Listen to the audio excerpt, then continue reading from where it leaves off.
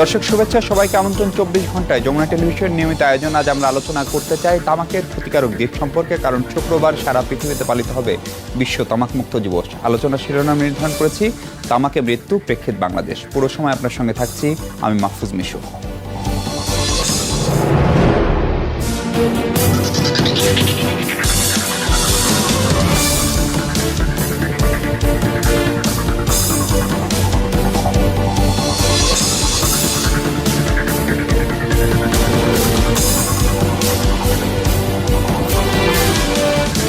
দর্শক, তামাকে মরণ প্রেক্ষিত বাংলাদেশ প্রসঙ্গে আলোচনার জন্য আমাদের সঙ্গে স্টুডিওতে এই মুহূর্তে উপস্থিত আছেন মোহাম্মদ রফিকুল ইসলাম। তিনি বাংলাদেশ তামাক বিরোধী জোটের ট্রাস্টি বোর্ডের সদস্য।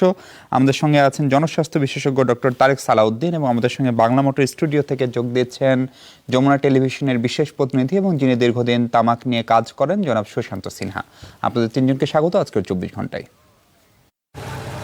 পদ্মা সেতুতে বিএসআরএম কেন? আহা, পদ্মা সেতু তো জাতীয় স্থাপনা, বিশাল ব্যাপার। সারা জীবনের কষ্টের টাকায় বানানো বাড়ি, আমার কাছে তো পদ্মা সেতুই। পদ্মা সেতুর মতো নিরাপদ ও দীর্ঘস্থায়ী বাড়ি তৈরিতে ব্যবহার করুন বিএসআরএম, দেশের 1 নম্বর স্টিল এক্সপার্ট। বিএসআরএম, বিল্ডিং এ সেফার নেশন।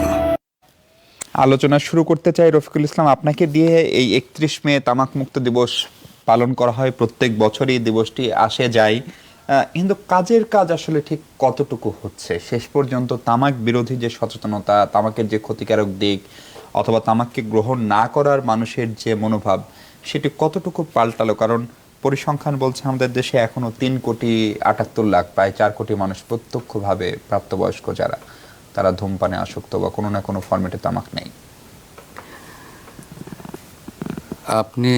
আপনারা জানেন যে বাংলাদেশ সরকার তামাকের ব্যবহার নিরুৎসাহিতকরণের লক্ষ্যে 2005 সালে একটি আইন করেছে, এবং এই আইনকে সংশোধন করা হয়েছে 2013 সালে, তাই আরও শক্তিশালী করা হয়েছে 13 সালে, এবং 15 সালে এই আইনকে আরও ব্যাপকভাবে কার্যকর করার জন্য একটা বিধিও প্রণয়ন করা হয়েছে।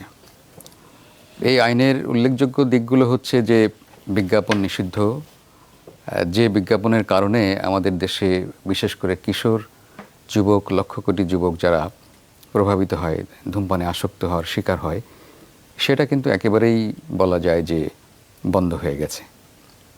এরপরে পাবলিক প্লেস এবং পাবলিক পরিবহনে ধূমপান নিষিদ্ধ করা হয়েছে এই আইনে। সেটি একেবারেই কার্যকর হয়নি। তো একেবারে কার্যকরী হয় নাই এটা বলা যাবে না, অনেক ক্ষেত্রেই কার্যকরী হয়েছে।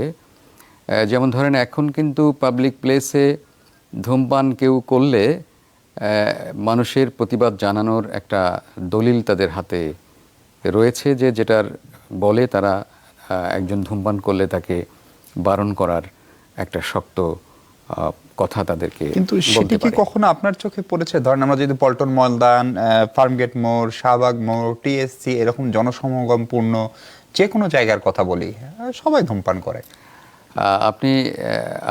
আপনার অবগতির জন্য বলতে চাই যে পাবলিক প্লেস এবং পাবলিক পরিবহনের যে সংজ্ঞা দেওয়া হয়েছে, সেই সংজ্ঞায় কিন্তু স্পষ্ট বলা হয়েছে যে কোনগুলোকে আমরা পাবলিক প্লেস এবং পাবলিক পরিবহন বলবো। যেমন পাবলিক প্লেস, যেমন আমি এক্সাম্পল দেই যে আদালত ভবন, তারপরে আপনার রেল স্টেশন ভবন, তারপরে লঞ্চ স্টেশন ভবন, বাস স্টেশন ভবন।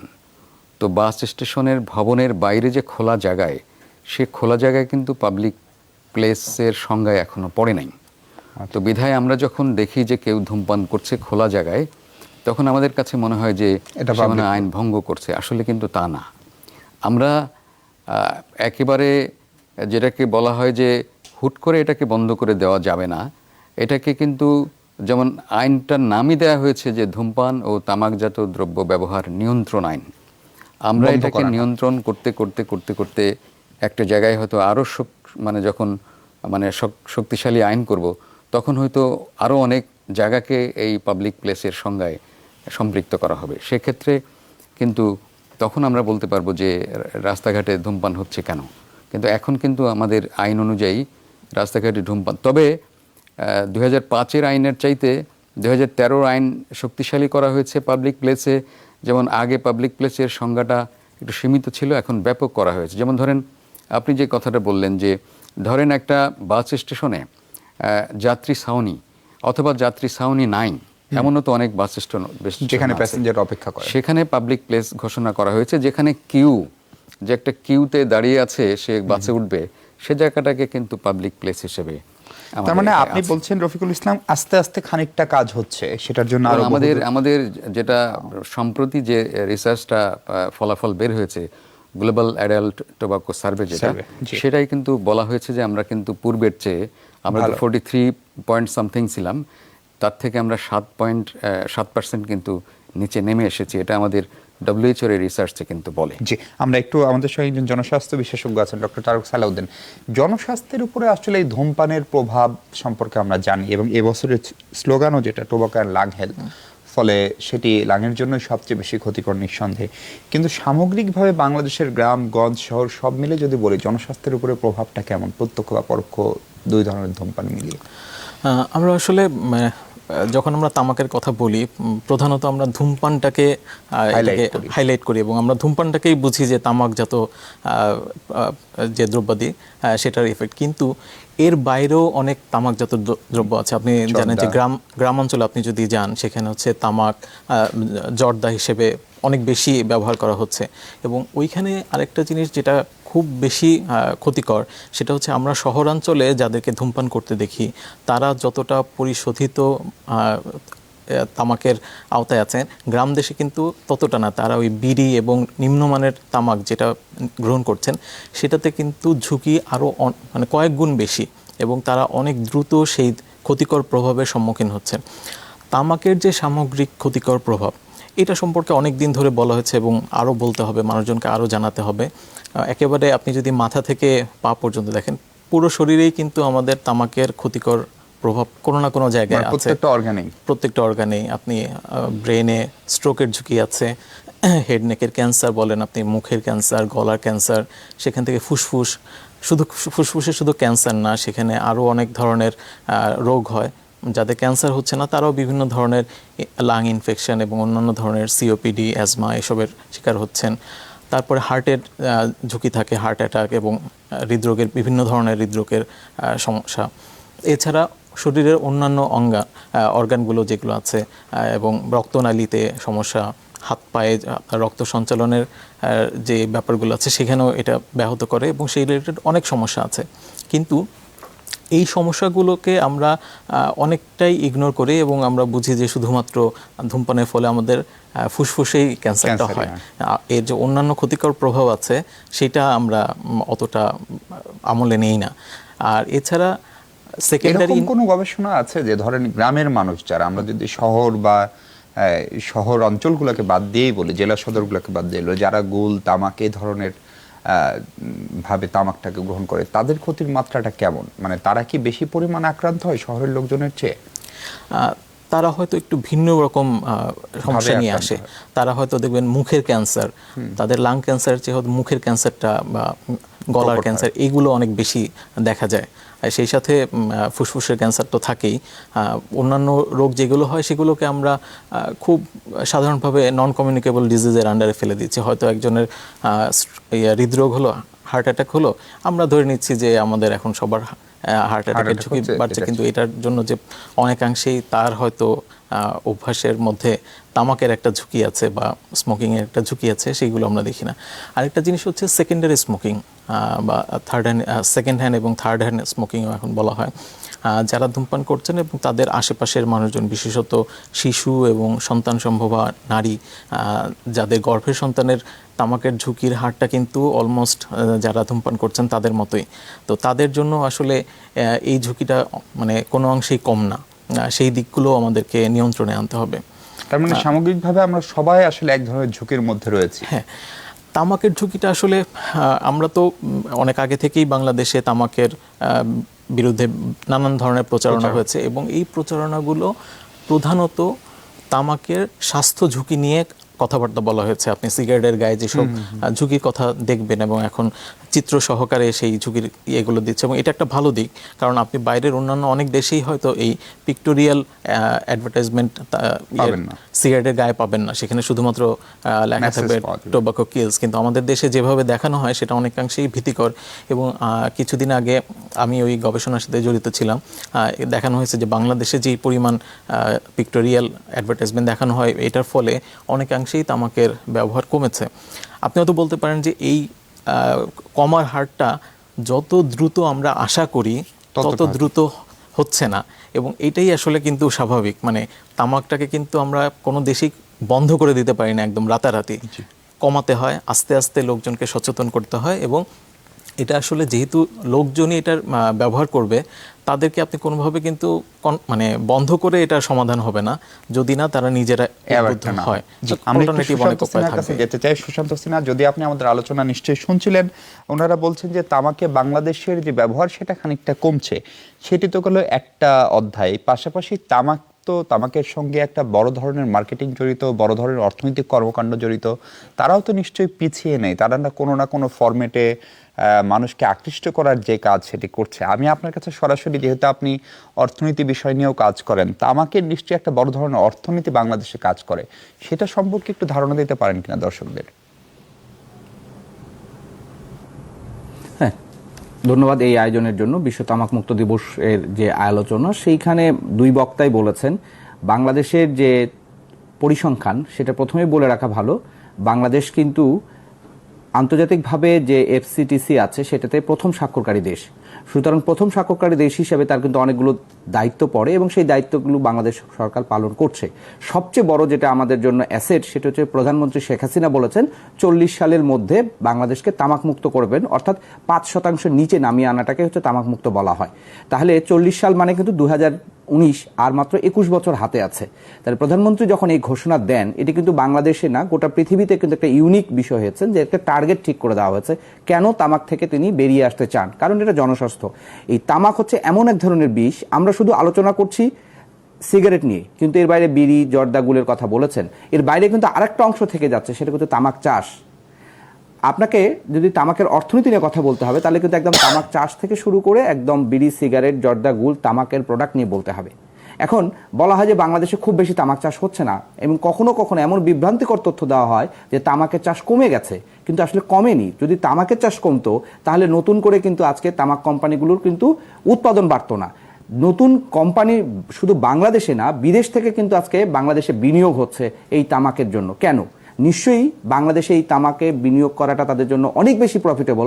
সেই বাজারটা ধরার জন্য কিন্তু তারা আসছে। কারণ আমরা একটা বলি যে জনগণের মধ্যে যে আমাদের সংখ্যাগত যে এখন সুবিধা আছে, ডেমোগ্রাফিক ডিভিডেন্ড যেটা আমরা বলি, সেখানে কিন্তু আমাদের তরুণদের সংখ্যাটা বেশি। একটু আগে যে গ্লোবাল অ্যাডাল্ট টোবাকো সার্ভে বললো, সেটা কিন্তু 15 বছরের ঊর্ধ্বে যারা অ্যাডাল্ট মানুষ আছে, তাদের মধ্যে কিন্তু দেখা যাচ্ছে যে 35% মানুষ এখন সিগারেট বা ধূমপান বা তামাকের সঙ্গে জড়িত। তাহলে চিন্তা করেন, এই যে 4 কোটি মানুষ, এই 4 কোটি মানুষ একবার সিগারেট ধরলে এ কিন্তু আমৃত্যু সিগারেটটা খাবে, আমৃত্যু বিড়িটা খাবে, আমৃত্যু জর্দাগুল খাবে। অর্থাৎ তাকে কিন্তু আর নতুন করে মার্কেটিং করতে হবে না। তাহলে তাদের মার্কেটিংটা কোথায়? মার্কেটিংটা করতে হবে শুরুতে একজনকে প্রলুব্ধ করে ধরিয়ে ফেলতে হবে। অন্যদিকে কৃষককে প্রলুব্ধ করতে হবে যে তুমি ধানের দাম পাচ্ছ না, তুমি ফসলের ন্যায্য মূল্য পাচ্ছ না, কিন্তু তামাক তো তুমি উৎপাদন করলে আমি তোমার কাছ থেকে কিনবো, সুতরাং তুমি তামাক চাষ করো। হ্যাঁ, আপনি করতেই পারেন। এখন তামাকের অর্থনীতি যদি বলতে চান, তাহলে কিন্তু শুরু থেকে শেষ পর্যন্ত, এখন যদি আপনি বলেন সারা বাংলাদেশের সমস্ত জমিতে যদি আমরা তামাক চাষ করি, করতেই পারি। আমরা তামাক উৎপাদন করলাম, আমরা বিড়ি সিগারেটের বাজার তৈরি করলাম, আমরা বিশ্বে রপ্তানি করলাম, আর শুধুমাত্র আমরা চালটা বিদেশ থেকে এনে খাবো, আমরা মাছটা বিদেশ থেকে এনে খাবো, আমরা মাংসটা বিদেশ থেকে এনে খাবো। কারণ এগুলো সমস্ত ফসল ফলাতে গেলে কিন্তু কৃষির একটা সম্পর্ক আছে। সেটা কি সম্ভব? আমরা দেখেছি শুধুমাত্র হাওড়ে বন্যার কারণে 2017 সালে আমাদের 10 লক্ষ মেট্রিক টন চাল আমদানির জায়গায় কিন্তু 84 লক্ষ মেট্রিক টন পর্যন্ত চাল আমরা আমদানি করে ফেললাম। অর্থাৎ আমি যে জিনিসটি বলতে চাইছি, আপনি যদি আঘাত করতে চান, কোনটা দিয়ে সেভ করবেন? আপনার মাথায় যদি কেউ আঘাত করে, তাহলে কিন্তু আপনি হাত দিয়ে ঠেকাবেন। আবার আপনার যদি কেউ হাতে আঘাত করে, তাহলে নিশ্চয়ই আপনি মাথাটা দিয়ে কিন্তু আপনি সেটা ঠেকাবেন না, কারণ আপনার হাতের চেয়ে মাথার গুরুত্বটা অনেক বেশি। তাহলে সেই জায়গা থেকে আমরা বলছি যে তামাক এমন একটা পণ্য যেটা মানুষকে কিন্তু এমন এক নেশার মধ্যে যুক্ত করে ফেলে, যার ফলে অনেক সচেতনতা।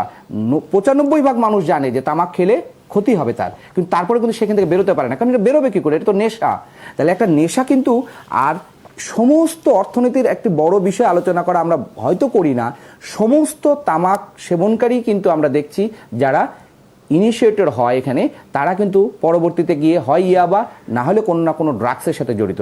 আজকে ইয়াবা গোটা বাংলাদেশে ছড়িয়ে পড়েছে, আপনি খোঁজ নেন এমন কোনো ইয়াবাখোর আছে, ডাক্তার সাহেবরা এখানে আছেন, টোবাকো কন্ট্রোলে কাজ করেন, ওনারাও এখানে আছেন, ওনারা কি বলতে পারবেন এমন কোনো ইয়াবাখোর আছেন যিনি সিগারেট বা বিড়ি বা তামাক সেবন করেন না? তাহলে আমরা বলছি যে তামাকের অর্থনীতিতে দুইটা, একটা হচ্ছে যে আপনি এখানে কত টাকা রাজস্ব পেলেন, কত টাকা কত জমিতে চাষ হলো, কত কৃষককে কি পেলো, সেটা একটা আপনি হিসাব করতে পারেন। বিপরীতে এটা যে গেটওয়ে হয়ে গেল, এটা যে মানুষকে কতখানি ক্ষতি করছে, এটা যে মানুষের স্বাস্থ্যগত ঝুঁকি তৈরি করছে। একটা পরিবারে আপনি হার্ট ফাউন্ডেশনে যদি যাই আমরা, এখন এখানে হার্ট ফাউন্ডেশনে প্রত্যেকটা রোগীর রেকর্ড আছে 40 বছরের নিচে সবচেয়ে বেশি এখন তার হার্ট অ্যাটাক হচ্ছে। মজার ব্যাপার, আজকে থেকে 20 বছর আগে বাংলাদেশে যে রোগে মানুষ মারা যেত সেখানে হার্ট অ্যাটাক ছিল 6 নম্বরে, আর 20 বছরের মাথায় হার্ট অ্যাটাক এখন 1 নম্বরে হয়েছে। তাহলে আমি সারাদিন খুব ভালোভাবে চললাম, খাওয়া দাওয়া করলাম, গাড়িতে চললাম, বাড়িতে চললাম, ঠিক বাসার সামনে আসার পরে আমার মাথার উপরে যদি একটা ইট পড়ে আমি মারা যাই, তাহলে কিন্তু আমার এই সারাদিনে আমি কোথায় কত কি করেছি এটার কোনো ভ্যালু থাকে না। তেমনি ভাবে আপনার হার্টকে যদি কলাপস করে দেয়, ফুসফুসকে যদি কলাপস করে দেয়, আপনি কতটা সুস্থ, কোথায় কেমন আছেন, এটার কিন্তু কোনো আর ভ্যালু ক্রিয়েট করে না। সুশান্ত সিনহা, আমরা খানিকটা বুঝতে পেরেছি, আমরা একটা বিরতিতে যাব, বিরতি থেকে ফিরে আমরা একটু আলোচনা করতে চাই। রফিক ভাই, আপনি বলছিলেন যে তামাকের সব ধরনের বিজ্ঞাপন, প্রচার বা বিপণন এক ধরনের নিষিদ্ধ, আইনে তো নিষিদ্ধ, কিন্তু তামাক কোম্পানিগুলো কি বসে আছে নাকি তারাও নতুন নতুন কৌশল খুঁজছে? সাম্প্রতিক সময়ে একটি বিজ্ঞাপন খুবই আলোচিত হচ্ছে, সেটি বিজ্ঞাপন কিনা অনেকে এখনো বুঝতেই পারেননি, হয়তো আপনারা যারা সক্রিয়ভাবে এই আন্দোলনের সঙ্গে জড়িত তারা বুঝছেন, আমরা হয়তো বুঝছি। জাপান টোবাকো ভিন্ন ফরম্যাটে একটি ট্রাভেল শো, যেটার সঙ্গে আমাদের সবচেয়ে বড় কবি রবীন্দ্রনাথ ঠাকুর, তার ইমেজকে ব্যবহার করে, আমাদের একজন তারকাকে ব্যবহার করে, সেটি দিয়ে এক ধরনের ম্যানিপুলেশন করা হচ্ছে। ফলে সেই জায়গাটা সরকার কতখানি পদক্ষেপ নিতে পারে, কি করা সম্ভব, বা এটিও এক ধরনের প্রচারণা কিনা, সেটা বৈধ অবৈধ কিনা, সেই প্রসঙ্গে আলোচনা করতে চাই। দর্শক, তার আগে ছোট্ট একটা বিরতি, ফিরছে একটু পরে, আমাদের সঙ্গে থাকবেন নিশ্চয়ই।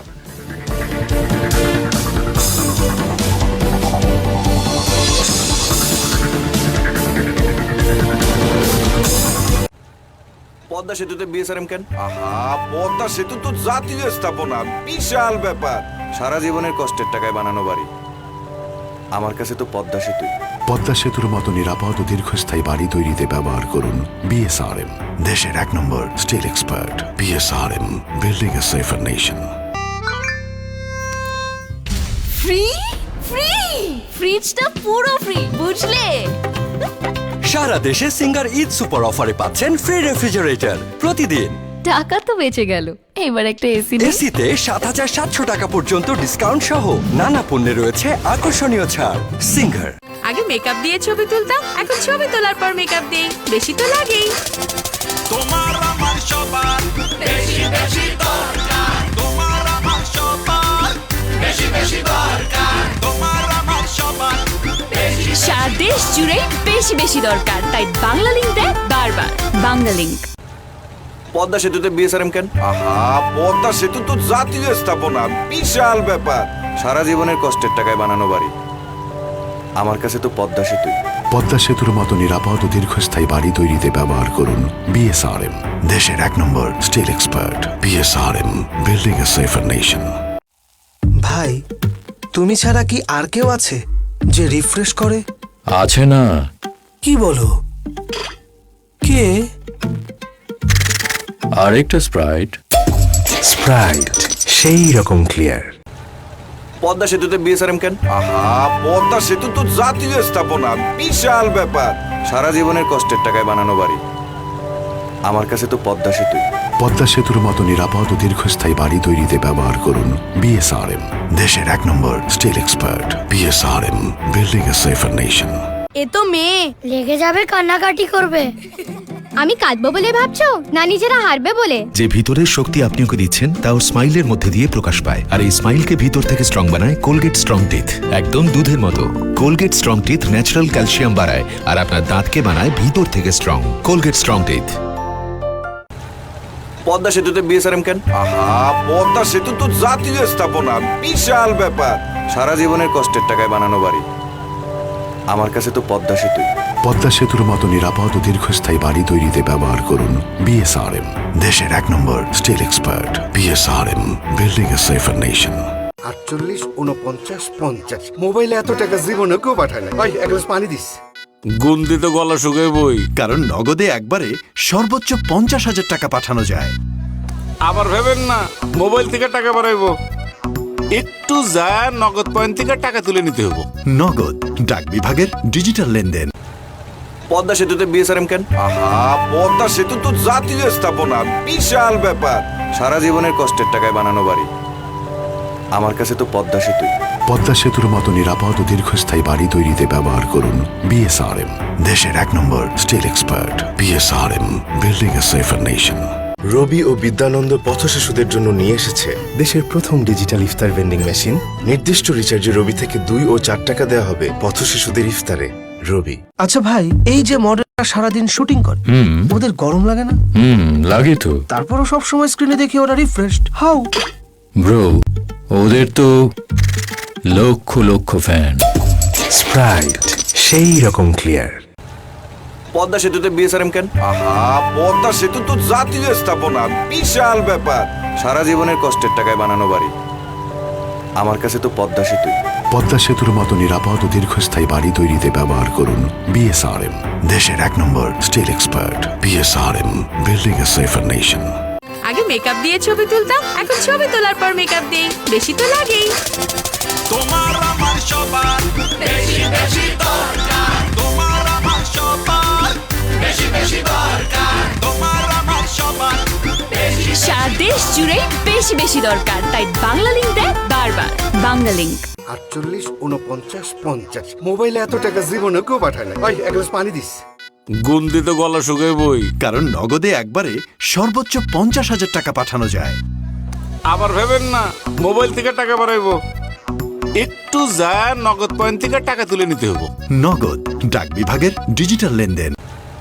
পদ্মা সেতুতে বিএসআরএম কেন? আহা, পদ্মা সেতু তো জাতীয় স্থাপনা, বিশাল ব্যাপার। সারা জীবনের কষ্টের টাকায় বানানো বাড়ি, আমার কাছে তো পদ্মা সেতুই। পদ্মা সেতুর মতো নিরাপদ ও দীর্ঘস্থায়ী বাড়ি তৈরিতে ব্যবহার করুন বিএসআরএম, দেশের 1 নম্বর স্টিল এক্সপার্ট। বিএসআরএম, বিল্ডিং এ সেফার নেশন। ভাই, তুমি ছাড়া কি আর কেউ আছে যে রিফ্রেশ করে? আছে না। কি বলো? কে? আরেকটা স্প্রাইট। স্প্রাইট সেই রকম ক্লিয়ার। পদ্মা সেতুতে বিএসআরএম কেন? আহা, পদ্মা সেতু তো জাতীয় স্থাপনা, বিশাল ব্যাপার। সারা জীবনের কষ্টের টাকায় বানানো বাড়ি, আমার কাছে তো পদ্মা সেতুই। পদ্মা সেতুর মতো নিরাপদ ও দীর্ঘস্থায়ী বাড়ি তৈরিতে ব্যবহার করুন বিএসআরএম, দেশের 1 নম্বর স্টিল এক্সপার্ট। বিএসআরএম, বিল্ডিং এ সেফার নেশন।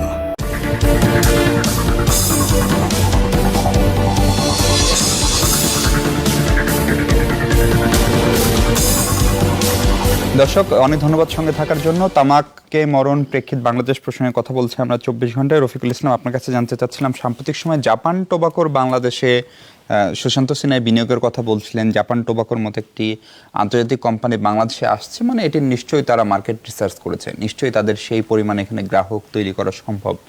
এবং আমরা তাদের যে স্ট্র্যাটেজিটি দেখলাম, আমরা যদি ছবিগুলো দেখছিলাম, তাতে গাড়ি থেকে শুরু করে ভ্যান, নানা ধরনের ব্র্যান্ডিং তারা করছে। কোথাও লেখা নাই যে এটি সিগারেট। একটি ট্রাভেল শো পর্যন্ত অ্যারেঞ্জ করা হলো জাপানের মতো দেশকে নিয়ে, যেখানে মূলত জাপানকে ব্র্যান্ডিং করা হচ্ছে, কিন্তু তার আড়ালে আসলে এটি এই বিজ্ঞাপন। এইটি কতখানি বিধিসম্মত, এবং এই বিজ্ঞাপনটি যে আমাদের মূলধারার গণমাধ্যমে একসঙ্গে 8টি টেলিভিশন চ্যানেলে আসলো যে ফরম্যাটে, সেটি আইনের লঙ্ঘন কিনা? আমরা এটা লক্ষ্য করেছি এবং আমরা এই বিজ্ঞাপনগুলো নিয়ে আমরা অনেকে কাজ করেছি ইতিমধ্যে। আজকে বিকেলেও আমরা এটা নিয়ে একটা প্রেস কনফারেন্স করেছি যে এটা আসলে সম্পূর্ণভাবে আমাদের যে তামাক নিয়ন্ত্রণ আইন হয়েছে সেই আইনের একদম পুরাপুরি পরিপন্থী, যেটার শাস্তি হচ্ছে 3 মাস কারাদণ্ড, 1 লক্ষ টাকা জরিমানা অথবা উভয় দণ্ডে দণ্ডনীয়। তো আমার প্রশ্নটা হলো যে জাপানে রবীন্দ্রনাথের পথে নতুন যাত্রী তাহসান, এখানে এই বিজ্ঞাপনের কোথাও উল্লেখ নেই জাপান টোবাকো ইন্টারন্যাশনালের কথা, কিন্তু তাদের রং, লোগো, কালার, ব্র্যান্ডিং ইত্যাদি সব কিছুই হচ্ছে তাদের সাথে ম্যাচিং করা। মূলত এটা করা হয়েছে যে রবীন্দ্রনাথ হচ্ছে আমাদের বাঙালি সংস্কৃতির সাথে ওতপ্রোতভাবে জড়িত। রবীন্দ্রনাথকে ব্র্যান্ডিং করা হয়েছে এবং সাথে তাহসিন যেটা করেছে, সে কিশোর যুব সমাজের একটা আইকন, তাকে ব্যবহার করে এই পরোক্ষ বিজ্ঞাপনটা তারা দিয়েছে এবং এটা পুরোপুরি আমাদের আইন পরিপন্থী। সবচেয়ে অবাক ব্যাপার হলো যে এই জাপান টোবাকো কিন্তু প্রথমে জয়েন্ট ভেঞ্চারে শুরু করেছিল আকিজ টোবাকোর সাথে। তো এরপরেও তারাও কিন্তু নানান বিজ্ঞাপন নিয়ে নেমেছিল। আমরা যখন সরকারকে বিভিন্ন বিষয়ে অবহিত করলাম, তারপরে কিন্তু গভর্নমেন্ট সেগুলো ম্যাজিস্ট্রেট দিয়ে রাস্তাঘাটে যে ব্র্যান্ডিংগুলো ছিল সেগুলো কিন্তু তাদেরকে গুড়িয়ে দিয়েছে এবং অনেক কিছুই তারা প্রমোট করার জন্য সরবরাহ করতো ইয়ং যুবকদেরকে, সেটা কিন্তু বন্ধ হয়ে গেছে। বন্ধ হওয়ার পরে এরপরেই কিন্তু জাপান টোবাকো পুরাপুরিভাবেই আকিজ টোবাকোর এই সেক্টরটাকে কিনে তারা অনেক বড় ধরনের বিনিয়োগ করেছে। আচ্ছা, এটা হচ্ছে আকিজ টোবাকোর পুরো টোবাকো সেক্টরটা তারা কিনে নিয়েছে। তো এখন কথা হলো যে এরা এইভাবে বিজ্ঞাপন দিচ্ছে যে এটা সরকারের উচিত, এটা আমাদের পক্ষ থেকে আমরা যেটা বলেছি, সরকারের উচিত এটার একটা তদন্ত কমিটি করা এবং সেটার রিপোর্ট অনুযায়ী খুব দ্রুত তাদের বিরুদ্ধে ব্যবস্থা নেওয়া। বিশেষ করে একটা বিদেশি কোম্পানি, একটা মাল্টিন্যাশনাল কোম্পানি এদেশের একটা আইন অমান্য করে এক ধরনের বিজ্ঞাপন প্রচার করবে আইন পরিপন্থীভাবে, এটা তো কোনোভাবেই কোনো সরকারি এখানে হচ্ছে দুটি প্রশ্ন। একটি হচ্ছে যদি আকিজ কোম্পানির যে এই টোবাকো উইং সেটাকে যদি আরেকটি বিদেশি কোম্পানি কিনে, একটি বিদেশি কোম্পানির বিনিয়োগ দেখার জন্য আমাদের অনেকগুলো সরকারি অথরিটি রয়েছে, বিনিয়োগ বোর্ড রয়েছে, বিডা রয়েছে, সেই জায়গাটায় কেন এটা ধরা পড়লো না, সেটা হচ্ছে প্রথম প্রশ্ন। দ্বিতীয় প্রশ্ন হচ্ছে যে গণমাধ্যমগুলো এই বিজ্ঞাপনটি চালালো এবং আদালতে গিয়ে এটিকে কি তামাক পণ্যের বিজ্ঞাপন বলে প্রমাণ করা সম্ভব কিনা কাগজে কলমে? আপনি জানেন যে, আপনার অবগতির জন্য জানাচ্ছি যে তামাক কোম্পানি তাদের এই কুটো কৌশলগুলো মানে সবসময়ই তারা ব্যবহার করে থাকে। যেমন 1999 সালে বাংলাদেশে ভয়েস অফ ডিসকভারি নামে একটা ইয়োট এসেছিল কোরলিফের বিজ্ঞাপন নিয়ে, যেটা 15টা দেশ ভ্রমণ শেষে বাংলাদেশে ওটার সমাপনী কার্যক্রম নিয়েছিল চট্টগ্রামে। তো আমরা কিন্তু এটার বিরুদ্ধে তখন একটা রিট মামলা করি যে এটা আমাদের ইয়ং যুব সমাজের লাইফের একটা বিরাট ব্যাপার, বা দেশের মানুষের মানে স্বাস্থ্যের হানির একটা বিরাট বিষয় নিয়ে তারা মূলত ঢুকছে। সেটাও কিন্তু বোঝা যায় না যে এটা আসলে কিসের বিজ্ঞাপন বা কি জন্য আসছে। তখন কিন্তু আইন ছিল না। তো তারপরে কিন্তু আমরা রিট করে এটাকে আমরা আমাদের দেশে প্রতিহত করেছিলাম, এটা যেটা আন্তর্জাতিকভাবে আমাদের অনেক সুনাম হয়েছিল। এরপরে সম্ভবত আমার যেটা মনে আছে 2003 সালে এই আকিজ কোম্পানির মাধ্যমেই ইম্পেরিয়াল টোবাকো নাম করে আরেকটা টোবাকো নিয়ে আসছিল, টেমস সিগারেট। আচ্ছা, Thames imperial tobacco company, London ভিত্তিক সম্ভবত। তারা এরকম বিজ্ঞাপন দিয়েছিল যে আপনার এই ধরনের ফর্ম ফিল আপ করলে পত্রিকায় লন্ডন যাওয়া যাবে, লটারি হবে, লন্ডন যাওয়া হবে। সেইটা চ্যালেঞ্জ করেও কিন্তু আমরা পরে সেগুলো বন্ধ হয়েছে, সেটাও বন্ধ হয়েছিল, ব্যবসা গুটিয়ে নিয়েছে। তো এটা যদি সরকার যেহেতু আইনের মধ্যে আছে, সে যদি ব্যবস্থা গ্রহণ না করে তাহলে আমরা তো বসে থাকবো না, আমরা নিশ্চয়ই তাদের বিরুদ্ধে যারা অ্যাক্টিভিস্ট তারা নিশ্চয়ই অ্যাক্টিভ থাকবে। আমরা আবার একটু বাংলা মোটরে যেতে চাই। সুশান্ত সিনহা নিশ্চয়ই শুনতে পাচ্ছেন, আমরা একটু জাপান টোবাকো প্রসঙ্গে আলোচনা করছিলাম এবং আপনি একটু আগে বলছিলেন যে নিশ্চয়ই একটা বড় ধরনের মার্কেট রয়েছে বলে বিনিয়োগ আসছে এবং বিদেশি বিনিয়োগ, বিদেশি একটা কোম্পানি দেশি একটা কোম্পানির তামাকু উইং কিনে ফেললো, সেটার নিয়ে ট্রাভেল শো করলো, সেটা মূলধারার 8টি গণমাধ্যমে একসঙ্গে প্রচার করা হলো, সেখানে দেশের সবচেয়ে জনপ্রিয় একজন ইয়াং আইকনকে ব্যবহার করা হলো। ফলে এই জায়গাটাই কোনো স্টেপেই কারো কেন এটা চোখে পড়লো না? এটা কি এক ধরনের উদাসীনতা নাকি এর পেছনে অন্য কোনো কিছু থাকতে পারে? এর পেছনে আসলে এই জাপান টোবাকোর যে বিজ্ঞাপনটি এসছে সেটি আসলে উদাসীনতা না, এটা পরিকল্পিতভাবে তারা করেছে। যে সমস্ত গণমাধ্যমে প্রচার করছেন তারাও সুনির্দিষ্টভাবেই আইনটা জেনেই আইনটাকে কিভাবে লঙ্ঘন করা যায় মুনাফার কাছে বা তাদের যে পয়সা দিয়েছে তার বিপরীতে তারা প্রকাশ করবে, তারাও জানে যে এটা কিন্তু কোনো ধরনের তামাকের বিজ্ঞাপন প্রচারণা, এমনকি তামাক কোম্পানিও তার যে কোথাও যদি CSR করে সেটা তারা করতে পারবে, কিন্তু সেটা তারা কোথাও বলতে পারবে না, কোথাও ফলাও করতে পারবে না, যাতে করে মানুষকে জানানো হয়। যার ফলে এটা কিন্তু আসলে ওই উভয় পক্ষের উইন উইন একটা সিচুয়েশনের জায়গা থেকে। আর যে কথাটি আপনি বললেন যে এটি জাপান টোবাকোর যে আইন লঙ্ঘন করেছে, শুধু বাংলাদেশের একটা আইন না, বলা হয় গোটা বিশ্বের তামাক নিয়ন্ত্রণের ক্ষেত্রে বাইবেল হিসেবে ধরা হয় এফসিটিসিকে। সেই এফসিটিসির আর্টিকেল 13-এ কিন্তু বলা আছে ট্যাপস অর্থাৎ টোবাকোর বিজ্ঞাপন, সমস্ত ধরনের প্রমোশনাল এগুলো বন্ধের ব্যাপারে সুনির্দিষ্টভাবে বলা আছে। সেই এফসিটিসির যেটাকে বাইবেল বলা হচ্ছে তামাক নিয়ন্ত্রণের গ্লোবালি, সেটি জাপানের জন্য প্রযোজ্য, আমাদের জন্য প্রযোজ্য, সেটাকে কিন্তু লঙ্ঘন করেছে। আর শাস্তিযোগ্য যে অপরাধ করেছে, এই অপরাধটাকে আপনি বলছেন যে এটা বিজ্ঞাপন কিনা, প্রমাণ করা যায় কিনা। ধরুন আমরা কিন্তু মাঝে মাঝে খবরে দেখি যে ডাকাতি করবার প্রস্তুতিকালে বা ডাকাতি করতে যাচ্ছিল এমন সময় 4 জনকে অ্যারেস্ট করেছে র্যাব বা পুলিশ বা আইন শৃঙ্খলা রক্ষাকারী বাহিনী। তারা কিন্তু ডাকাতি করেননি, তারা পুলিশের কাছে তথ্য ছিল যে তারা ডাকাতি করতে যাচ্ছেন বা তারা এক ধরনের সমাগম করেছিল যেটা ডাকাতি করতে যাচ্ছেন, সেইটা কিন্তু অপরাধ হিসাবেই কিন্তু বিবেচনা হচ্ছে। আমি সংগঠন করেছি ঘটনা সেটি না, অ্যাটেম্প টু মার্ডারের আগেও আমি একটা অপরাধ সংগঠনের জন্য প্রস্তুতি নিচ্ছিলাম, তাহলে আমি কিন্তু প্রমাণিত এখানে নই, কিন্তু তারপর আমাকে কিন্তু আদালত প্রমাণ করছে যে না, ইয়োর মোশন বা ইয়োর নোশন হচ্ছে প্রমাণ করে যে আপনি এই কাজটা করছেন।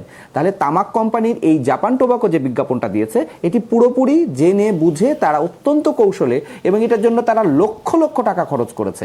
লক্ষ লক্ষ টাকা খরচ করেছে 2 জায়গায়। একটা হচ্ছে যে বিভিন্ন 8টি গণমাধ্যমের কথা যেটি বললেন, সেখানে প্রচারের জন্য পয়সা দিতে হয়েছে। অন্যদিকে এটি এমন কৌশলে বানানো হয়েছে, মানুষের মাথায় এমনভাবে ঢুকানো হয়েছে না আপনি এটা দেখবেন, শুনবেন, কিন্তু এটা আপনাকে রিয়্যাক্ট করবে না, আপনাকে একভাবে ঠিক আপনি দেখলেন, দেখে চোখের দেখাই দেখে ফেললেন, কিন্তু এটা আপনাকে যেন বোধের জায়গাটায় নাড়া না দেয়। এই জন্য কিন্তু তারা ভাষা ব্যবহার করেছে এমন করে, তারা রবীন্দ্রনাথকে এনেছে, তাহসেনকে এনেছে, জাপানকে এনেছে, অর্থাৎ সামগ্রিকভাবে। এখন যদি আমি বলি, এখন রোহিঙ্গা ক্রাইসিস নিয়ে যখন আপনি এখন রোহিঙ্গা নিয়ে যদি আপনি রেঙ্গুনে সবচেয়ে বেশি গিয়েছেন সাহিত্যিকদের মধ্যে শরৎচন্দ্র, আপনি কি এই রোহিঙ্গা নিয়ে সেই রেঙ্গুনের শরৎচন্দ্র এটি বানাবেন? নিশ্চয়ই না, কারণ এটি 2 দেশের একটি অমীমাংসিত বিষয়, যেটি এখনো মীমাংসার জন্য আন্তর্জাতিক দরবার চলছে, যেটি একটি দ্বিপাক্ষিক ইস্যু। সেটি নিয়ে আমরা অনেকটা, শুধু দ্বিপাক্ষিক না, এটা একটা গ্লোবাল ইস্যু। পৃথিবীর সবচেয়ে বেশি এখন শরণার্থী বাংলাদেশে এইভাবে অবস্থান করছে। সুতরাং আপনি এটাকে কোথায় ব্যবহার করবেন সেটি কিন্তু অনেক বড় একটা বিবেচনার বিষয়। যার ফলে জাপান টোবাকোর এই কর্মকাণ্ডটি পুরোপুরি আইনের ব্যত্যয় এবং এটা শাস্তিযোগ্য অপরাধ। মজার ব্যাপার, এই জাপান টোবাকো যখন আকিজকে তাদের কোম্পানি কিনে নেয়, সেখানে কিন্তু তারা 200 কোটি টাকা লভ্যাংশ অর্থাৎ মুনাফা গেইন করেছে, যেখান থেকে সেই 200 কোটি টাকা যেদিন এনবিআরকে লভ্যাংশ আকারে দেয়, সেদিন কিন্তু আমাদেরকে এনবিআর থেকে ডাকা হয়েছিল যে একটি অনুষ্ঠান আছে। আমরা গিয়ে দেখি সেখানে আকিজ কোম্পানি, জাপান টোবাকোর যে ম্যাক্স যেখানে দায়িত্বে আছেন, সে সহ তারা এনবিআর হাতে 200 কোটি টাকার চেক হ্যান্ডওভার করছে। তাহলে এই যে একটা প্রচারণার কৌশল, সেটি কিন্তু ওখানে এনবিআরকেও ব্যবহার করলো। এনবিআর বলছে আমি তো গেইন ট্যাক্স পেয়েছি, কোথা থেকে পেয়েছি এটা তো আমার দেখার বিষয় নয়, সরকার 200 কোটি টাকা রাজস্ব পেল। আমরা কিন্তু হয়তো অনেকগুলো মিডিয়াতে এই নিউজটা দেখেছি। পক্ষান্তরে এখানে কিন্তু একটা প্রমোশনাল হয়ে গেল, সেই প্রমোশনটা করলো। একইভাবে এই রবীন্দ্রনাথকে ব্যবহার করে খুব চতুরভাবে, খুবই দক্ষতার সহিত মানুষের সামনেই তুলে ধরা হচ্ছে। এখানে অ্যাটেম্প টু ক্রাইম অনুযায়ী বাংলাদেশের তামাক নিয়ন্ত্রণ আইনে সম্পূর্ণভাবে এই জাপান টোবাকোর এই বিজ্ঞাপন, এই প্রচারণা, এই কর্মকাণ্ড, এটা একটা শাস্তিযোগ্য অপরাধ এবং সেটা আইনের গুরুতর লঙ্ঘন। আমরা বুঝতে পেরেছি, নিশ্চয়ই সেই বিষয়ে আদালতে গেলে হয়তো আমরা সুরাহা পাবো, তার অতীত রেকর্ড রয়েছে। আমরা একটু ডাক্তার সাহেব আপনার কাছে ফিরতে চাই, তারেক সালাউদ্দিন। তার মানে হচ্ছে যে টোবাকোর স্বাস্থ্য ঝুঁকির কথা অনেক বেশি আলোচিত হয়, মানে সিগারেট খেলে বা জর্দা খেলে, গুল খেলে মানুষ স্বাস্থ্যের ক্ষতির মুখে পড়ে, কিন্তু আমাদের এটা অর্থনীতির সাথে সাংঘাতিকভাবে সম্পৃক্ত। ফলে এর পেছনে যারা কাজ করছেন তারা কি এটা বুঝে শুনেই করছেন? এবং আপনাদের গবেষণাগুলো কি বলে যে ধরেন যে মানুষটি সিগারেট ধরলো সে তো ধরলোই, কিন্তু নতুন যে যুবকটি বা যুবতীটিকে আকৃষ্ট করতে যাচ্ছে, আমরা দেখি যে এখন মেয়েদের ভিতরেও ধূমপানের প্রবণতাটা সাংঘাতিক রকমের বাড়ছে, এবং শিক্ষিত অশিক্ষিত রিক্সা চালক থেকে শুরু করে একেবারে সিইও পর্যন্ত সবাই এই নেশে আক্রান্ত। এখান থেকে আসলে পরিত্রাণের উপায় কি? এটা আসলে এখন রিসেন্টলি একটা ট্রেন্ড হয়ে গেছে, হ্যাঁ। এবং আপনি যেটা বললেন যে স্মার্টনেসেরও একটা এটা সর্ট অফ ইন্ডিকেটর হিসেবে অনেকে দেখে। মেয়েদের মধ্যে যেটা অনেক বেশি বৃদ্ধি পাচ্ছে, এবং যেটা সবচেয়ে ভয়ের কথা সেটা হচ্ছে যে এই মেয়েরা যখন প্রেগনেন্ট হচ্ছে তখন কিন্তু তারা কোনোভাবেই এটা থেকে খুব একটা বিরত থাকতে পারছে না। ফলে তখনও ওই আগে হয়তো 10টার জায়গায় 1টা 2টো হচ্ছে, এবং এইটা কিন্তু অনাগত সন্তানের উপর অনেক বেশি ঝুঁকি তৈরি করে। আমি আসলে একটু এতক্ষণের যে আলোচনা, এটার সূত্র ধরে একটু পেছনের দিকের আলোচনাটা করতে চাই। একটা হচ্ছে যে শহরে ভিক্ষুক যখন বাড়ে, আপনি 2টা কাজ করতে পারেন। একটা হচ্ছে ভিক্ষুকদেরকে ধরে জেলখানায় নিয়ে যেতে পারেন, অথবা তাদের প্রতিষ্ঠিত করার জন্য কিছু পদক্ষেপ নিতে পারে, কর্মসংস্থানের মতো। আপনি শহরে ভিক্ষুক দেখতে চান না। এখন আমাদের এই যে এত প্রচারণা, এত কথাবার্তা, এগুলো সবই হচ্ছে তামাক এবং সেই সাথে এই রিলেটেড জিনিসপত্রের ব্যবহার কমানো। যেখানে এই বিনিয়োগের এবং যেখানে তামাক প্রস্তুত হয়, আমাদের দেশে যেহেতু ভালো জাতের তামাক তৈরি হয় এবং যে কারণে বিদেশি বিনিয়োগ আকৃষ্ট হচ্ছে, সেটার পিছনের কথা আমি একটু বলতে চাই। আমার একটা সুযোগ হয়েছিল একটা প্রকল্পে কাজ করার সুবাদে উত্তরবঙ্গের দিকে যাওয়ার। সেখানে তিস্তার বালুচরে আমরা মিষ্টি কুমড়ার চাষ করে ওইখানকার গরিব কৃষক যারা আছে তাদের একটা অল্টারনেটিভ এগ্রিকালচারের তৈরি পথ দেখিয়ে দেওয়া। সেইখানে আমরা দেখেছি যে যারা তামাক, মেইনলি আপনি জানেন যে রংপুর, দিনাজপুর ওই এলাকায় খুব ভালো তামাক জন্ম হয়। ওইখানে যেটা হয়, যেসব কৃষক তামাক চাষ করে তারা বিদেশের কন্ট্রাক্ট ফার্মিং যেরকম থাকে, যে তাদেরকে চুক্তি করে দেওয়া হয়, তারা তামাকটা চাষ করার আগেই তাদেরকে একটা থোক বিনিয়োগ দেওয়া হয় যে এইটা তোমাদেরকে দেওয়া হলো, তোমরা তামাক চাষ করবে এবং তোমরা তামাক চাষ করার পরে যেটা উৎপাদন হবে সেটা আমরা কিনে নেব। ফলে তাদের ক্রপটা কিন্তু secured. On the other hand আপনি এখন দেখবেন যে আমাদের ধানের অবস্থা খুবই খারাপ, আমের অবস্থাও জানি, সারা দেশে তো নাই। ওই জায়গার মতো যেখানে তার পাশের বাড়ির কৃষক হয়তো তামাক চাষ করে একদম নিশ্চিত একটা বিনিয়োগ পাচ্ছে, সেটার রিটার্ন পাচ্ছে, ধান চাষ করলে বা অন্য চাষ করলে সেই বিনিয়োগ হচ্ছে না।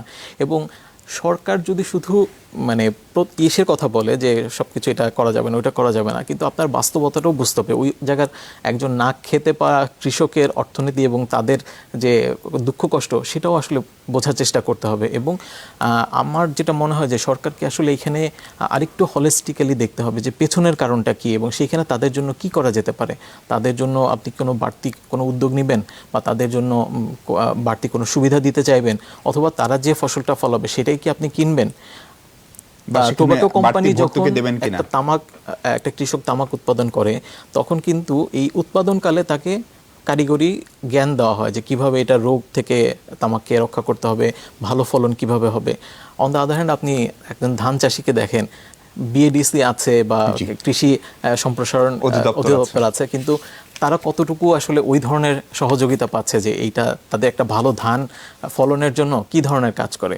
তো এইটা একটা মানে অর্থনীতির একটা, এই রিয়েলিটিটা আপনি আসলে শুধু বলে বা আইন প্রয়োগ করে কোনোভাবেই এড়াতে পারবেন না। এটার জন্য আসলে অন্য ধরনের বড় কোনো দীর্ঘমেয়াদী কোনো একটা পরিকল্পনা কথা ভাবতে হবে আমাদের। সেক্ষেত্রে আরেকটা বিষয় আমরা ইদানিং দেখছি, আমার অনেক সহকর্মীদেরকেও দেখি যে যারা প্রচণ্ডভাবে সিগারেট খেতেন তারা এখন এক ধরনের সিগারেট পান করেন। সেটি কি খুব বেশি স্বাস্থ্যসম্মত, নাকি সেটির আবার দামও অনেক বেশি, সেটির ব্যয় কোনোভাবে আমার কাছে মনে হয় না কম? ফলে সেই প্রসঙ্গে আমরা আপনার মতামত শুনতে চাই। পাশাপাশি আমরা যেটা আলোচনা করতে চাই, এই যে গোড়ার যে কারণটা, আপনি যদি কৃষককে উৎসাহিত না করেন, এবার ধরেন ধানের যে দুর্গতি হলো, ফলে সেই কৃষকের পাশে গিয়ে যদি আকিজ বা এই জাপান টোবাকো পাশে দাঁড়িয়ে বলে যে আপনি 1 বিঘা জমিতে যদি তামাক চাষ করেন আপনার এত টাকা দেব, তাহলে সেই কৃষকের জন্য সেই সুবিধাটা বা সুযোগটা তো লুটে নেওয়াটাই স্বাভাবিক। ফলে সেই সামষ্টিক জায়গাটায় পরিবর্তনের জন্য আসলে সরকার বলি বা একদম উপজেলা প্রশাসন, ইউনিয়ন প্রশাসন বলি, তাদের আদৌ কোনো কর্মসূচি আছে কিনা এই তামাকের গোড়ার জায়গাটা বন্ধ করা, সেই প্রসঙ্গে আমরা আলোচনা করতে চাই। দর্শক, তার আগে আবার একটা বিরতি, ফিরবো একটু পরে, আমাদের সঙ্গে থাকবেন নিশ্চয়ই।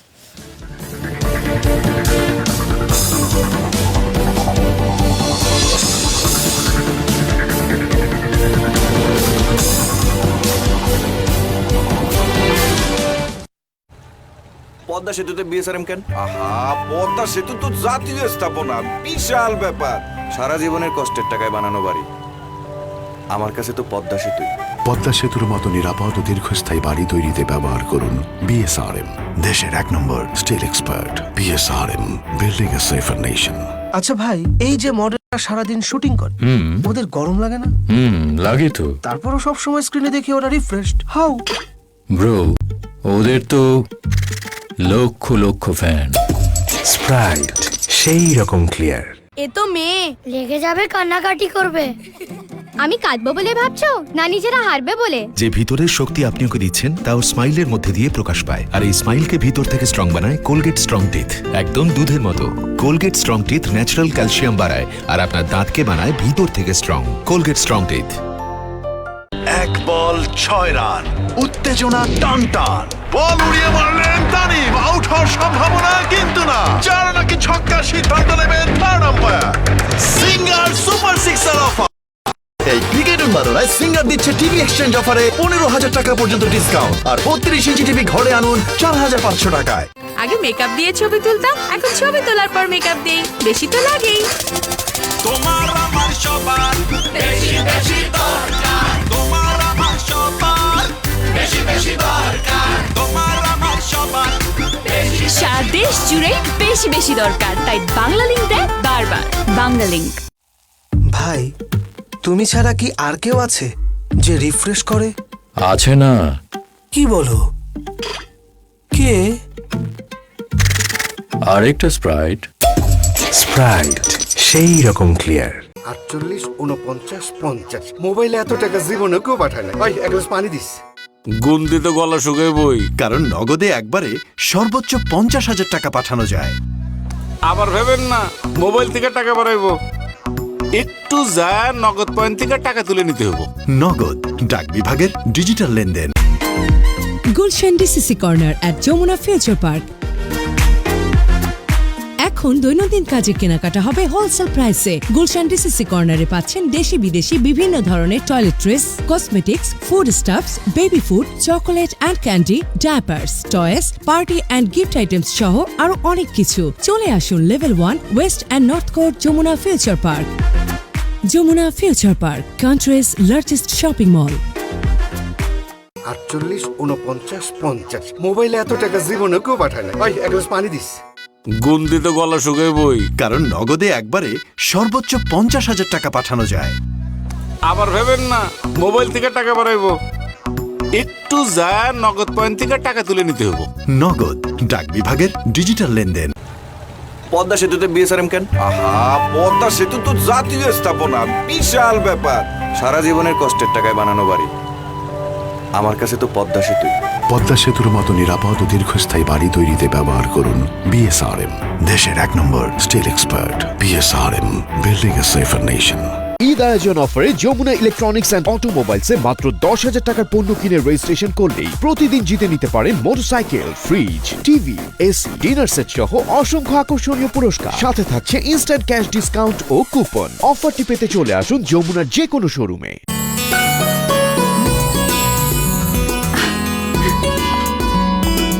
তোমার জন্যই কিনলাম।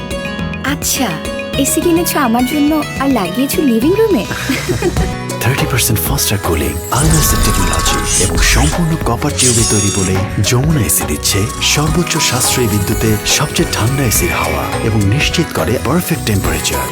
যমুনা এসি, স্মার্ট জীবনে smart AC. Jamuna, proudly changing Bangladesh.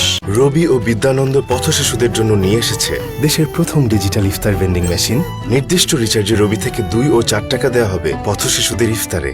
রবি। আচ্ছা ভাই, এই যে মডেলটা সারাদিন শুটিং করে, ওদের গরম লাগে না? লাগে তো। তারপরও সবসময় স্ক্রিনে দেখি ওরা রিফ্রেশড। হাউ? ব্রো, ওদের তো লক্ষ লক্ষ ফ্যান। স্প্রাইট সেই রকম ক্লিয়ার। পদ্মা সেতুতে বিএসআরএম কেন? আহা, পদ্মা সেতু তো জাতীয় স্থাপনা, বিশাল ব্যাপার। সারা জীবনের কষ্টের টাকায় বানানো বাড়ি, আমার কাছে তো পদ্মা সেতুই। পদ্মা সেতুর মতো নিরাপদ ও দীর্ঘস্থায়ী বাড়ি তৈরিতে ব্যবহার করুন বিএসআরএম, দেশের 1 নম্বর স্টিল এক্সপার্ট। বিএসআরএম, বিল্ডিং এ সেফার নেশন।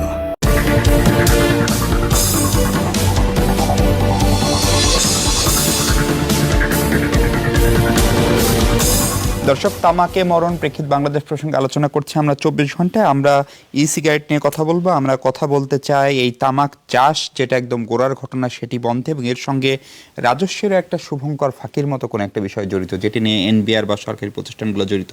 সুশান্ত সিনহা, আপনি যদি শুনতে পান আমাকে বাংলা মোটর স্টুডিও থেকে, আপনার কাছে একটু জানতেই চাই, এই তামাক চাষ তো আসলে সাংঘাতিকভাবেই বাড়ছে যেটা আপনি বলছিলেন, এবং বিপরীতে অন্যান্য কৃষি পণ্য যেগুলোর কথা আমরা যদি দেখি, সেগুলোতে কৃষক মার খাচ্ছে অর্থনৈতিকভাবে। এবছর ধান, একই রকম ঘটনা আমের ক্ষেত্রেও ঘটছে। তাহলে সেই কৃষকের পাশে গিয়ে যদি এই তামাক কোম্পানিগুলো দুর্বলতার সুযোগ নেয়, তাহলে তো সেই কৃষকের কোনো অপরাধ দেখি না যদি তামাক চাষ করে। সেক্ষেত্রে নীতি বা আমাদের পলিসি কতটুকু সেই কৃষককে বাঁচাতে পারবে অন্তত তামাকের এই বিধ্বংসী চাষ থেকে? একটা জিনিস প্রথমে বলি, সেটা হচ্ছে বাংলাদেশে ওই যে একটু আগে আমাদের ডাক্তার সাহেব যেটি বললেন যে ডিএই অর্থাৎ এগ্রিকালচার এক্সটেনশন ডিপার্টমেন্টের লোকজন কতটুকু কৃষককে সহায়তা করে। মজার বিষয়, বাংলাদেশে একমাত্র দেশ যেখানে কিন্তু তামাকের দাম, কোন তামাক, ভালো তামাক, খারাপ তামাক, এরকম অনেকগুলো সেগ্রিগেট করে 8 ধরনের গ্রেডিং আছে।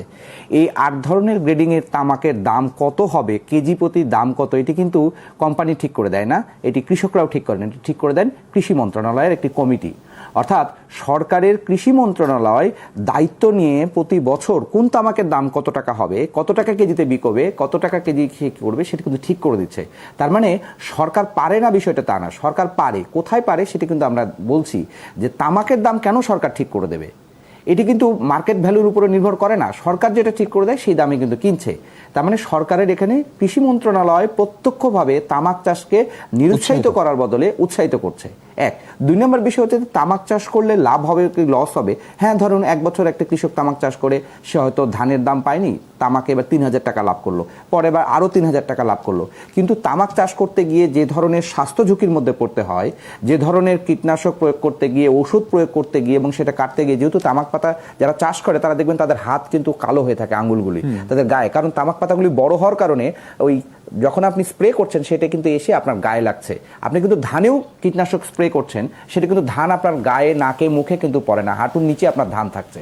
তার মানে তামাক যখন চাষ করছেন আপনি 3000 করে, আমি ধরলাম 5 বছর ধরে সে 3-5-15,000 টাকা লাভ করলো, আমি ধরলাম যে সে 20,000 টাকা লাভ করলো। কিন্তু 5 বছর পরে ওই লোকটা যদি রোগাক্রান্ত হয়ে অসুস্থ হয়ে, উপার্জনক্ষম মানুষ, সাধারণত বাবারাই বা মায়েরাই কাজ করে, বাবারাই মূলত, তাহলে উপার্জনক্ষম মানুষটা যদি অসুস্থ হয়ে যায় সেটির খরচটা কেমন? আমি একটি ছোট্ট গবেষণা করেছিলাম, সেটি বিড়ি শ্রমিক যারা আছে তাদের নিয়ে, শিশুরা, এবং সেখানে কিন্তু দেখেছি যে তারা যে আয় করছে, সবচেয়ে কম আয় বাংলাদেশের বিড়ি শ্রমিকরা আয় করেন, সেই আয়ের সিংহভাগ টাকা কিন্তু তার অসুস্থতার কারণে চলে যাচ্ছে, কারণ সে সারাদিন এই তামাকের মধ্যে থাকছে। আপনি খেয়াল করবেন যে আপনি যখন সিগারেট কেউ খাচ্ছে, আপনি পাশ দিয়ে গেলে ধোঁয়াটা যখন নাকে আসছে, সেটি কিন্তু আপনাকে এক ধরনের বিরক্তি তৈরি করছে। তাহলে যে বাচ্চাটা বা যে শিশুটা ওই তামাকের মধ্যে থেকে থেকে বিড়ি তৈরি করছে, সে কিন্তু এক ধরনের অ্যাডিকশনের কারণে সে ওই অসুস্থ হয়ে পড়ছে। তাহলে সে যে আয় করছে তার অর্ধেকটা চলে যাচ্ছে তার এই ব্যয়ের পিছনে। এটি আরও বাড়বে যদি সত্যিকার অর্থে তার রোগটা, তার যখন মাথা ব্যথা করছে, তার যখন জ্বর হচ্ছে, তার বাবা মা কিন্তু মনে করছে এটা বোধহয় অন্য কোনো কারণে, চিকিৎসা গ্রামে গঞ্জে হয়ে করছে না। তাহলে ওই প্রজন্মটাকে কিন্তু আপনি একটা বিকলাঙ্গ প্রজন্ম করে তুললেন। তাহলে আমরা যদি বলি যে শিশুরাই আগামী দিনের ভবিষ্যৎ, তাহলে একদিকে শিশুদেরকে আপনি তামাকের মধ্যে বিড়ি, সিগারেট, বিড়ি বানাতে গিয়ে বা গুল জর্দা বানাতে গিয়ে সেখানে তাদের পঙ্গুত্বর দিকে ঠেলে দিচ্ছেন, অন্যদিকে এই তরুণী যখন আবার একটু বড় হয়ে যাচ্ছে, কিশোর হয়ে যাচ্ছে, তাকে আপনি সিগারেট, এই যে জাপান টোবাকো যেভাবে, আমরা একদম শেষ সময় আপনাকে থামাতে হচ্ছে। আমরা একটু রফিকুল ইসলাম আপনার কাছে আসতে চাই, এর সঙ্গে সরকারের রাজস্ব প্রাপ্তি না প্রাপ্তির একটি জায়গা। সুশান্ত স্যার যেটি বলছিলেন যে আকিজ যেরকম এনবিআরকে গিয়ে যখন 200 কোটি টাকা দেয়, তখন তো সেটি এনবিআর ফলাও করে প্রচার করে, এনবিআর মনে করে এটি তার জন্য একটা বড় প্রাপ্তি। ফলে এই যে অর্থনৈতিক যে হিসাব নিকাশ, সেটিকে যদি আপনি বন্ধ করতে না পারেন, তাতে আপনারা যারা অ্যাক্টিভিস্ট তাদের সেই পুরো প্রচেষ্টা আসলে কতটুকু সফল এবং সেটি কিভাবে বন্ধ করবেন? আসলে তামাক কোম্পানির সবসময়ই কিন্তু তারা মানে সবচাইতে প্রফিটেবল বিজনেস তো এখানে, এবং এখানে এই উনি যেটা বললেন যে অর্থনীতি একটা মানে সামগ্রিক একটা বিষয়ে দারুণভাবে এখানে জড়িত। যেমন আমরা কিছুদিন আগে আমরা দেখলাম যে সবচাইতে গত অর্থ বছরে নির্ধারণ করে দেওয়া হলো যে সিগারেটের সর্বনিম্ন মূল্য হবে 3.5 টাকা পার স্টিক, অথবা এক প্যাকেট 10 শলাকার দাম হবে হচ্ছে 35 টাকা। তো এই 35 টাকার কিন্তু প্রায় 25 টাকা হচ্ছে গভর্নমেন্টকে ট্যাক্স দিতে হয়, সম্পূরক শুল্ক এবং ভ্যাট। অথচ এই সিগারেটগুলো বিক্রি করতেছে হচ্ছে 15 থেকে 20 টাকা। তো 15 থেকে 20 টাকা বিক্রি করলে তাহলে কিভাবে এটার মধ্যে থেকে ট্যাক্স দেয়, কিভাবে এটা থেকে ভ্যাট দেয়? সুতরাং এখানে একটা বড় শুভঙ্করের ফাঁকি আছে, এবং এখানে নিশ্চয়ই কেউ না কেউ এই অপকর্মের সাথে জড়িত আছে প্রশাসনিকভাবে। দ্বিতীয়ত হচ্ছে যে আমরা গত 3-4 মাস আগেও দেখলাম যে 2 ট্রাক আপনার স্ট্যাম্প, ব্যান্ডরোল এবং স্টাম্প, যেটা সরকারের ট্যাক্সের স্ট্যাম্প হিসাবে সিগারেটের প্যাকেটের গায়ে লাগানো হয়, এবং এগুলো ধরার পরে এগুলো এমনভাবে তৈরি করা যে এটা নকল নাকি আসল এটা বোঝার উপায় নাই। পরে কাস্টমস থেকে সেই স্ট্যাম্পগুলোকে পাঠানো হয় সিকিউরিটিস, যে আমাদের যে প্রতিষ্ঠান, এটা তৈরি করার যে প্রতিষ্ঠান, তাদের কাছে পাঠানোর পরে তারা তারপরে অবহিত করলো যে না, এটা পুরোপুরি নকল। তো এইগুলো বন্ধ করার জন্য বেসিক্যালি সরকারের সব অর্গানগুলোকে মানে সক্রিয়ভাবে কাজ করতে হবে। আর এই কাজগুলো করে দেওয়ার দায়িত্ব শুধু কিন্তু সরকারের একার না, আমাদেরকে যেমন আজকে আমরা জাপান টোবাকোর যে বিজ্ঞাপন, পরোক্ষ বিজ্ঞাপন নিয়ে নেমেছে, এটা সরকারের দৃষ্টি গোচরীভূত করতে হবে, যেটা আমরা করছি। অবশ্যই সরকার একটা কঠিন ব্যবস্থা নেবেন আমাদের বিশ্বাস, কিন্তু সরকারকে তো জানাতে হবে।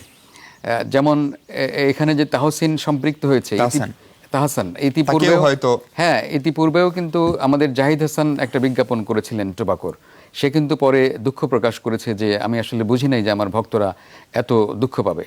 পরে সে কিন্তু সেখান থেকে সরে আসছিলেন। কিছুদিন আগে আমাদের তারিক আনাম অভিনেতা, তিনিও কিন্তু বরিশালে এই আকিজ টোবাকোর একটা ব্র্যান্ড নিয়ে তিনি নেমেছিলেন। তো তখন আমরা যখন সরকারকে বললাম, ওনাকে বললাম এবং আমরা প্রতিবাদ জানালাম, তখন সেও কিন্তু সেখান থেকে পিছিয়ে আসছে। তো আমার দৃঢ় বিশ্বাস যে আমরা যদি সবাই যারা যেখানেই আছি সেভাবে যদি এই আন্দোলনের সাথে আমরা কাজ করি বা সরকার, তার মানে আপনি একটা সম্মিলিত সামাজিক প্রতিরোধের কথা বলছেন। আমরা একদম শেষ সময় যে আপনি যদি একটু সিগারেটের প্রসঙ্গটাও বলেন। সিগারেট অনেকেই খুব স্মার্ট নেচার একটা অংশ হিসেবে ব্যবহার করছেন, হাতে থাকে, ধোঁয়া ওড়ে না, গাড়ির ভিতরে খাওয়া যায়, এসি রুমে খাওয়া যায়, কিন্তু এটির আসলে কি কোনো ক্ষতি করে না? প্রেক্ষিতটা একটু বুঝতে হবে যে সিগারেটের আসলে উদ্দেশ্যটা কি। বাইরের দেশে যেখানে সিগারেটটা তৈরি হয়েছে সেখানে এটাকে মানে বলাই হয় যে এটা একটা হার্ম রিডাকশন টুল, আপনার ক্ষতি যা হচ্ছে সেটাকে কমানোর একটা উপায় হিসেবে আপনি ব্যবহার করবেন। কিন্তু যেটা দুঃখজনক যে আমাদের মধ্যে আসলে এই সিগারেটটাকে আমরা নিচ্ছি অনেকটা অল্টারনেটিভ স্মোকিং টুল হিসেবে। এটা কিন্তু কোনোভাবেই অল্টারনেটিভ কোনো ওয়ে না যে আমি সিগারেট খাবো না কিন্তু সিগারেট নিব। আপনি জানেন যে মানে কি তার মানে যে সিগারেট খাবে সে সিগারেটও খেতে পারে ক্ষতি কমানোর জন্য, এরকম? মানে এটা আসলে সিগারেট যখন আপনি ছাড়তে চান তখন আপনাকে অনেক, কিন্তু আপনি নেশার জন্য ছাড়তে পারছেন না, অনেকেই থাকে খুব কড়া আসক্তির মধ্যে। তাদের জন্য কিছু কিছু সহায়ক টুলস ইউজ করা হয়। তার মধ্যে একটা হচ্ছে নিকোটিন রিপ্লেসমেন্ট প্যাচ। এটা এক ধরনের ফার্মাসিউটিক্যাল প্রোডাক্ট, চামড়ার নিচে দেওয়া হয়, যে ওইটা আস্তে আস্তে আপনার নিকোটিনের চাহিদাটা পূরণ করবে কিন্তু আপনাকে সিগারেট খেতে দিবে না। সেরকম ভেপিং যেটা, সেইখানে ওরা যেটা বলে যে ভেপিংয়ের মধ্যে আপনার নিকোটিনটা থাকে, যেটা কিন্তু আসলে ততটা ক্ষতিকর না। ক্ষতিকর যেটা থাকে সিগারেটের মধ্যে সেটা হচ্ছে প্রায় 3000-এরও বেশি কার্সিনোজেন বা ক্যান্সার কজিং এলিমেন্ট, যে জিনিসগুলো ক্যান্সার তৈরি করে সেই জিনিসগুলো থাকে। তো যখন আপনি ওই ক্যান্সার কজিং এলিমেন্টকে দূর করে দিচ্ছেন তখন আপনার নিকোটিনটা স্বাভাবিকভাবে, আপনি কফি থেকে যেরকম ক্যাফেইন নিচ্ছেন সেরকম একটা চাহিদা পূরণ করছে। সুশান্ত সিনহা বোধহয় এই ইস্যুতে কোনো একটা কিছু যোগ করতে চান। সুশান্ত সিনহা, দ্রুত। হ্যাঁ, একটুখানি আমি বলতে চাই, সেটি হচ্ছে যে আসলে এই যে ডাক্তার সাহেব যেটি বললেন সেটির সঙ্গে একটু যোগ করতে চাই। আসলে সিগারেট কারা তৈরি করছে? সিগারেট তৈরি করছে আন্তর্জাতিকভাবে যে বড় 10টি সিগারেট কোম্পানি আছে, তারা এটা তৈরি করছে এবং তাদের ওখানে বলা আছে এতে নিকোটিন। আর নিকোটিনে এখানে কত ধরনের কেমিক্যাল যুক্ত থাকলে আপনি একটা জিনিস টানছেন আর সাথে সাথে সেখানে কিন্তু গব গব করে ধোঁয়া বের হচ্ছে, তার মানে এখানে কিন্তু বার্ন হচ্ছে। তাহলে এই যে ইলেকট্রিক্যালি বার্ন হচ্ছে, এখানে কিন্তু এক ধরনের কেমিক্যাল না থাকলে এটা বার্ন হওয়ার কথা না। এটাও এক ধরনের আমাদের যুব সমাজকে বিভ্রান্ত করার জন্য বলা হচ্ছে তুমি সিগারেট খেও না। কিন্তু আমি অনেককে দেখেছি এই যে যারা সিগারেট খাচ্ছেন তারা কদিন পরে আবার সিগারেটও খান, অর্থাৎ এটাও খেলেন ওটাও খেলেন। আমরা বুঝতে পারছি। আপনি একদম যদি শেষ করেন 30 সেকেন্ড, আমরা একদম শেষ 30 সেকেন্ডে। আচ্ছা, আমি আসলে যে ব্যাপারটা বলতে চাচ্ছিলাম সেটা হচ্ছে রাজস্বের একটা ব্যাপার। সেটা হচ্ছে এটা খুব ভয়ঙ্কর একটা চিত্র আমাদের। আমরা শহরাঞ্চলে এত বা ঢাকায় এতটা বুঝতে পারি না। নামি দামি যেসব ব্র্যান্ডের সিগারেট আমরা অনেক দাম দিয়ে শহরের লোকজন কেনে, সেই একই সিগারেটগুলো যখন আপনি পেরিফেরিতে যান, অন্যান্য জেলা শহর বা মফস্বল শহরগুলোতে, একই সিগারেট একই মোড়কে একইভাবে তৈরি হচ্ছে, অনেক কম টাকায় সেগুলো পাওয়া যায়। এবং এখানে মেইন ব্যাপার যেটা থাকে যে হলোগ্রাম স্টিকারটা এনবিআর এর কাছ থেকে কিনতে হয়, যেটাই আসলে রাজস্বের উৎস, সেই জিনিসটাকে একদম ওইভাবে ছেপে তারা ঢাকার বাইরের শহরগুলোতে বিক্রি করে এবং সেখানে অনেক কম টাকায় দেয়। তার মানে অতটা রিফাইনও করা হয় না, সেই অনেক বেশি ক্ষতি নিচ্ছে, সরকার রাজস্ব থেকে বঞ্চিত হচ্ছে এবং আলটিমেটলি অনেক ধন্যবাদ ডক্টর তারেক সালাউদ্দিন, অনেক ধন্যবাদ জনাব রফিকুল ইসলাম, অনেক ধন্যবাদ সহকর্মী সুশান্ত সিনহা। দর্শক, এই ছিল আজকের আলোচনায়। ভালো থাকবেন সবাই, থাকবেন যমুনা টেলিভিশনের সঙ্গে। এতক্ষণ সঙ্গে থাকার জন্য অনেক ধন্যবাদ।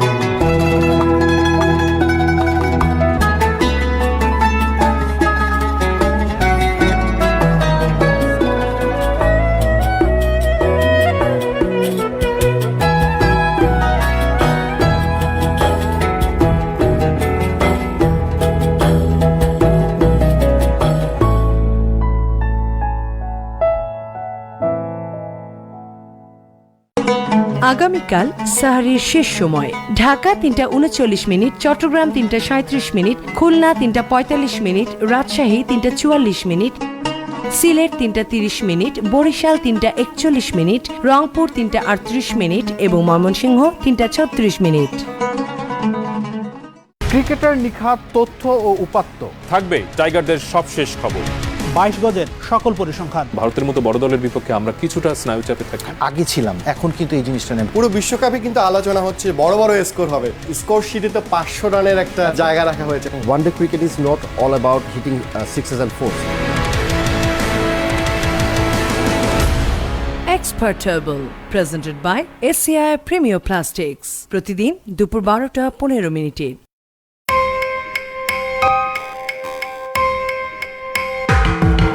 খুব কাছে এসে পড়ছে, তখন আমি ব্রেক করছি, কিন্তু ব্রেক করে ছাড়তে পারি না। একটা শব্দ হওয়ার পরে একটু সামনে আসলাম, দেখলাম যে একটা কাভার ভ্যানের পিছনে একটা প্রাইভেট গাড়ি অর্ধেকের মতো ঢুকে গেছে। যেদিন যাইব ওই দিনও না করছি। লাশে আপনার শুধু একটু মাথায় আঘাত আর শরীরে কোনো আঘাত নেই। অ্যাক্সিডেন্ট করা হয়েছে এটা তো আমার আইডিয়া। আমি তো ভাই লাশের বিষয়ে আমি তো লাশ রিসিভ করি নাই। ইনভেস্টিগেশন 360 ডিগ্রি, শুক্রবার রাত 9টায়। ইফতারের পরে প্রতিদিন হাঁটার অভ্যাস করুন। রাতের খাবারের শেষে খাবার হজমের জন্য হাঁটার অভ্যাস করুন।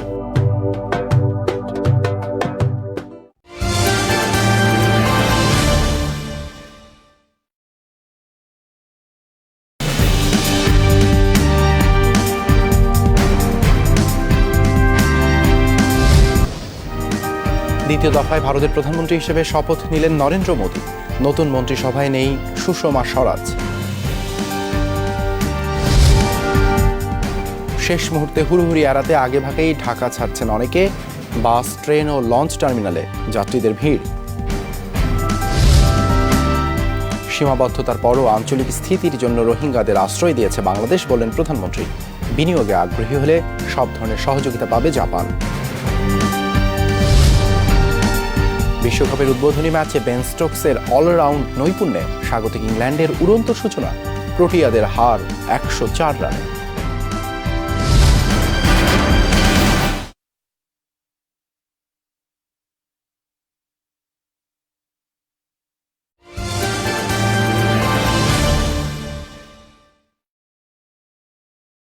আগামীর দিকে তাকিয়ে নির্ভীক রানার ছুটছে সেই সব মানুষের কাছে যারা স্বপ্ন তাকে দিগ্বিজয়ের। স্যার স্যার, নতুন একটা গ্রহ আবিষ্কার হয়েছে, একদিন আমিও সেখানে যাব। বাঙালির সংগ্রাম বিজয়ের খবর। দাদু দাদু, বাংলাদেশ জিতে গেছে। সাহসী চোখে সত্যের সন্ধানে, অন্যায় দুর্নীতির বিরুদ্ধে সোচ্চার, জীবনজয়ী মানুষের হাসিমুখ অর্জনের স্পর্ধা নিয়ে, উন্নয়ন এবং সমস্ত সম্ভাবনার প্রতিজ্ঞায় গ্রাম থেকে নগর পর্যন্ত অজস্র মানুষের আস্থা এবং ভালোবাসায় যুগান্তর পাঠকের অন্তর জুড়ে।